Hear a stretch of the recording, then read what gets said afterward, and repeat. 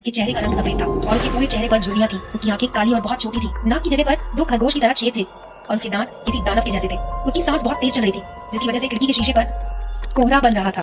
मुझे अंदाजा हो गया था कि वो कहीं जाने वाला नहीं है। वो वहां से जाने लगा, लेकिन तभी मुझे दरवाजे की तरफ उसके कदमों के चलने की आवाज आई। मैं बहुत ज्यादा डर गई थी।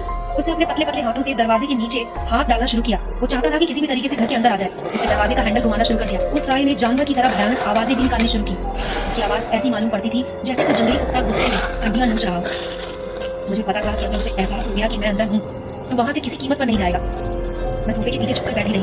वो कोई आवाज ना हो इसकी पूरी कोशिश कर रही थी। मेरा दिल मेरे गले में धड़क रहा था, मेरा सर दर्द कर रहा था और डर के मारे फटा जा रहा था और मैं किसी सूखे पत्ते की तरह हिल रही थी। मुझे याद नहीं मैं कितने समय तक वैसे ही बैठी रही। शायद मैं बेहोश हो गई थी। जब मैंने बाहर देखा तो वो साया जा चुका था। मैं कमरे में गई और मैंने अपनी चाबी जल्दी से उठाई। मैं कार की तरफ भागी और उस गांव से जल्दी से शहर की तरफ आ गई। मुझे अब भी उस वाकये के बारे में सोचकर डर लगता है और ये ख्याल मन में आता है कि उस जगह से अगर मैं नहीं भागती तो मेरा क्या होता।